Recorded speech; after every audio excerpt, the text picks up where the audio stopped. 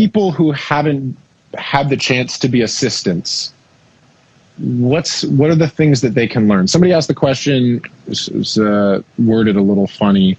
What's the thing that you wish a person who hasn't been an assistant would have learned? So meaning like, what are the things that are important for those people that don't get a chance to be an assistant? I guess we talked about this a minute ago, but like, this is good. How do you learn the things that an assistant learns without being an assistant?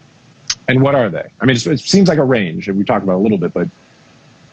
I mean, there's wisdom. There's the fact that there's another way to handle the circumstance that is presenting itself, right? I used to hear Tony like get yelled at for things and him just be cool as ice, man. Just be like, I got you. You know, and I used to get so frustrated at people just like being so unreasonable and like now I'm just like, I got you. Yeah. Don't worry about it. Like, and I love that. So like New York, it's like, yeah, don't worry about it. It's cool. It's cool. You watch people when you work for someone who knows what they're doing. They've been in the game for a long time. You pick up on a wisdom that you couldn't otherwise. It's very difficult to get otherwise. Yeah. And I don't know how to learn that without. I mean, again, we're trying to do our small part here by showing that things are going to be stressful 15 years into your career too, but you learn how to build good habits and you learn how to stay healthy and let things slide off. But the reality is, I think the biggest thing is exactly what you're saying is you get to watch multiple ways that people do this thing, making music, interacting with the business, dealing with their personal lives with respect to it, but getting to watch someone who's been doing it. You know, Eric Valentine, when I worked for him, whenever he would do something, when I'd be like, he would just go baker's dozen, which is how many more years he'd been in it than I had. So he just as kind of a joke, he'd be like, baker's dozen. Like, how did you know the distorted, how does it sound? You just go baker's dozen. And that's a real thing, to be around people who've just done it for longer than you, absorbing, because people think so much about the skill set and how do I learn this trick for this thing. And most of that stuff you just pick up by doing, but being around someone who's been through it for much longer than you, you learn more quickly how to deal with the world. Well, Spider and I have a way of saying it, which is we learned at lunch, or we learned on the stoop with Tony. We didn't learn in the room with Tony. It would be after the things were done, where either I'm witnessing him, talk to someone else and just being a fly on the wall while they're talking, whether it's with the producer or the artist outside, and he's like, "Oh, come out with us," and how is he communicating? Why did he make that move? Maybe he's willing to tell me when we're on a break, like, "Hey, I saw you do that thing," like you're talking about, like the distortions. Like, well, why did you do that? What were you going for with that? Because I don't know how to talk about what I did a lot of the time is if like, Josh is like, "Damn, that was what just happened right there? Did you just change something there?" It's like, "Oh, I don't even know why I did it." Right. But you might think back to it when prompted to have to do that. It's like, I was on the phone with a friend yesterday. He's teaching classes. It's like, imagine the first time your child is in like 5th grade and you have to do the math homework with them, and it's just to that part where you're like, "Oh, that's actually not," or maybe it's middle school. It's like, I actually don't remember that.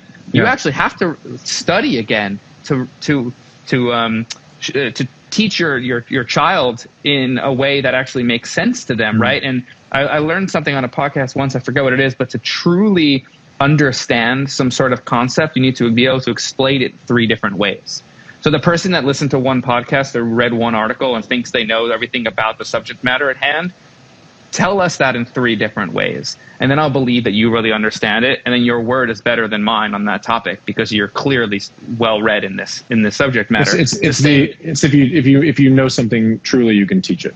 Like that's the there's a lot of good standards for that. I think that's a really important part of the relationship. So that's what you get from a mentorship, because they've had the baker's dozen experience. They've been there so many times that it's second nature to do one of the things in their toolkit, right? Whether it's intellectually or sonically, process in their process. It's like they've figured out. I have figured out so many ways to achieve a specific result that when prompted to do said thing, which is why I take notes very seriously, raising the vocal might not be the thing, but putting more mid-range on the vocal in a chorus is maybe the way to it. How am I going to do that? Well, maybe I'm going to do it with a Spectre, or maybe I'm going to do it with an EQ, or maybe I'm realizing there's too many low mids in the vocal, in the chorus, because I kept it on the same track as the verse, and maybe I was lazy or something happened where, you know, there's another way to do it. And that's because I've been there and understood that, and I can now tell why I did that if someone were to ask me on the stoop how I did that. Well, so if for people that will not get to be around a Tony Maserati or a Jon Castelli or an Eric Valentine or whatever, I would say that the thing to do is, we sort of get back to the same things over and over. Find your people, and by your people, I mean make music with the people around you and collaborate with people, because even though you're not likely to be collaborating with a friend who's done it for 15 years longer than you, the value of collaborating with other people and figuring it out yourself is actually where most of the learning happens. But it's also, there really isn't a substitution for being around older people, really. But you get there by just doing great work. I mean, the truth is, by the time I met Eric Valentine, I'd produced, and again, this is like pre-computers, just barely on ADATs. I'd produced like 4 albums and was playing in 2 bands and had done all these other things where I'd figured out myself. And then I got to go be in a room with a professional person where I saw all the things I'd read about on the internet, like, oh, these are Neve 1064s, and how are they different from 1083s? And I was just a kid asking a million questions. But I'd already had the base of knowledge of just making a ton of records with my friends, making hip hop, recording jazz, playing drums in bands, recording rock bands, writing songs. And doing all of those things is what prepared me to actually absorb a lot from working with real record makers. So I think you both you both will make the connections that you're trying to make by making great records with your friends. You will build long-term relationships that you're hoping to get by meeting the right person. Those are really just going to end up being your friends as you all get older. In order to really take advantage of, if you do get an assistant job or you get to collaborate with a big producer or a big mixer or something, you're much more likely to get a lot out of that if you're already making tons of records with your friends. It all kind of comes back to that. There's really there's really no substitution for, because, again, you're looking for an assistant, and yes, it's nice to be able to teach them about Pro Tools and the way that you want to use it. But the reality is, we're all looking for people who other people say, this young guy is great. That's kind of what we're always looking for. Let's be honest. I was cool with Ingmar not knowing Pro Tools, and I liked it after the fact, but I thought he made great sounding records that he was making in Ableton. Yes. So I was listening to his ear, for his ear. Yeah. And then I was like, oh, you don't know Pro Tools? That's cool. This is how we use Pro Tools. Yeah, you're already making amazing stuff. Well, it's going to be easy to, in another program, it's going to be easy to teach you Pro Tools and get you into my world if you got the work ethic and all of that. Yeah, I would say about the making music with your friends thing, one thing I don't know if we've touched on would be make music with your friends that allow you to show yourself in these records too.